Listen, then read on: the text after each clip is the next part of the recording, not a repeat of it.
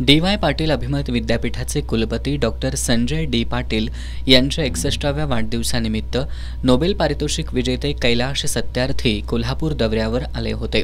या दरम्यान त्यांनी एनजीओचे प्रमुख आणि प्रतिनिधींशी संवाद साधला। या कार्यक्रमाला आमदार सतेज पाटील, डी.वाय. पाटील ग्रुपचे ट्रस्टी ऋतुराज पाटील यांची प्रमुख उपस्थिती होती। कार्यक्रमाचं प्रास्ताविक करताना प्राचार्य डॉक्टर महादेव नरके यांनी छत्रपती शाहू महाराजांनी याच भूमीत मोफत आणि सक्तीचं शिक्षण धोरण राबवून शैक्षणिक क्रांती घडवून आणली होती। अशाच पद्धतीचं मुलांच्या हक्कासाठीचं काम कैलाश सत्यार्थी यांनी सुद्धा करून दाखवल्याचं सांगितलं। नावाप्रमाणेच त्यांनी कैलाश पर्वताइतकं उत्तुंग काम करून दाखवलं असल्याचंही त्यांनी नमूद केलं। प्रास्ताविकानंतर डॉक्टर सुनीलकुमार लवटे यांच्या हस्ते कैलाश सत्यार्थी यांचा तर मीना शेषू यांच्या हस्ते पत्नी सुमेधा कैलाश यांचा सत्कार करण्यात आला। यानंतर कैलाश सत्यार्थी यांच्या लीना सोहोनी यांनी अनुवाद केलेल्या तू आधी का नाही आलास आणि डॉक्टर संजय देशमुख यांच्या sustaining India's tomorrow strategy for the environment conservation and sustainable development या पुस्तकाचं प्रकाशन करण्यात आलं। यावेळी बोलताना डॉक्टर सुनीलकुमार लवटे यांनी कोल्हापूरमध्ये 1998 मध्ये सत्यार्थी यांच्यासोबत बालमजुरी विरोधात पुकारलेल्या आंदोलनाची आठवण करून देत कोल्हापुरात बालकांसह वंचित घटकांसाठी सुरू असलेल्या कामांची माहिती दिली। कैलाश सत्यार्थी यांनी 1998 मधील कोल्हापूरच्या आठवणींना उजाळा देत त्या काळी जगभरातल्या 103 देशांमधून काढलेल्या विश्वयात्रेची माहिती दिली। या यात्रेची त्यावेळी टिंगल करण्यात आली, पण आपल्या रक्तात शिवछत्रपतींचा DNA असल्यानं लढत राहिलो आणि अखेर जगातील अनेक देशांमध्ये बाल हक्क संरक्षणासाठी कायदे झाले असं त्यांनी सांगितलं। इनके अलावा बाकी लोग मजाक बना रहे थे, हंस रहे थे कि तुम तो ना किसी दुनिया के किसी देश के प्रधानमंत्री हो, ना राष्ट्रपति हो, तुम एक अंतर्राष्ट्रीय कानून बनाने की सोच सकते हो। लेकिन उनको पता नहीं था कि ये भारत है, ये शिवाजी की धरती है। अगर यहां का एक आदमी भी ठान लेगा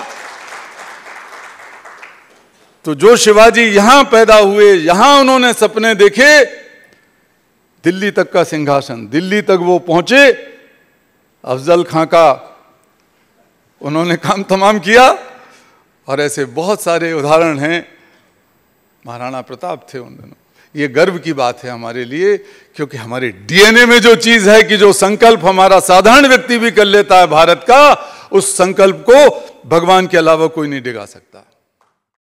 समाज अंधश्रद्धाळू बनू नये यासाठी समाजात एक वैज्ञानिक दृष्टिकोन निर्माण होणं गरजेचं असून व्हॉट्सअप युनिव्हर्सिटीतून होणारा अपप्रचार रोखण्यासाठी प्रयत्न व्हायला हवेत असं सत्यार्थी यांनी सांगितलं।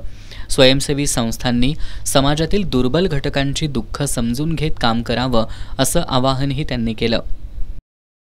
ये महसूस करें कि हमारे बच्चे हैं, ये औरतें हमारी बच्ची हैं, ये आदिवासी हमारी बहनें हैं, हमारे भाई हैं। जिनके जंगलों को उजाड़कर उद्योग चलाए जा रहे हैं वो हमारे ही भाई बहन हैं। जिन लोगों को समाज की हाशियत से बाहर धकेला गया है या धकेला जा रहा है वही हमारे भाई बहन हैं।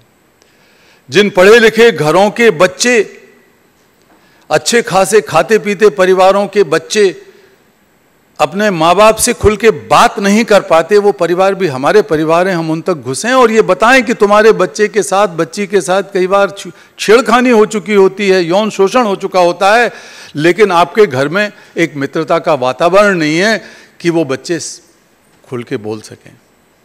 ज़्यादातर मामलों में यौन शोषण होता है परिवार का के जान पहचान वालों के द्वारा, रिश्तेदारों के द्वारा, लेकिन चूंकि आपके बच्चों के साथ वो रिश्ते नहीं हैं, तो ये इस चीज़ से हमको उबरना पड़ेगा और हमको ज़्यादा जिम्मेवारी के साथ, ज़्यादा एक नैतिक जिम्मेवारी के साथ काम करना पड़ेगा।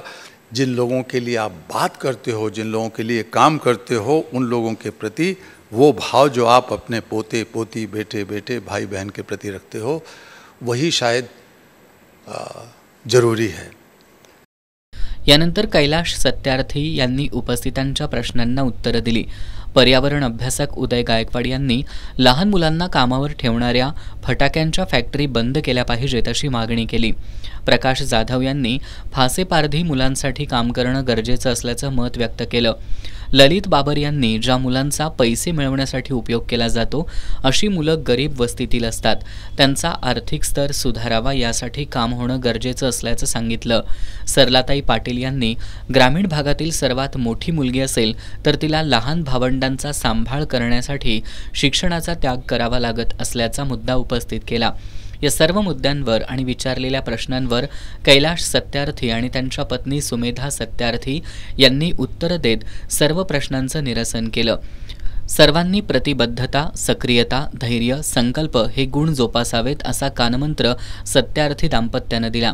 यावेळी आमदार जयंत आसगावकर, डी.वाय. पाटील अभिमत विद्यापीठाचे कुलगुरू डॉक्टर राकेश कुमार मुदगल, डी.वाय. पाटील ग्रुपचे कार्यकारी संचालक doctor A K. Gupta, D Y. Patil हॉस्पिटलचे डीन राकेश कुमार शर्मा, डी.वाय. पाटील साळुखेनगरचे कॅम्पस संचालक डॉक्टर अभिजित माने, दलित मित्र व्यंकप्पा भोसले, शिक्षक नेते भरत रसाळे, बालकल्याण संकुलाच्या पद्मजा तिवले यांच्यासह कोल्हापुरातील विविध NGOचे प्रमुख, पदाधिकारी आणि प्रतिनिधी उपस्थित होते.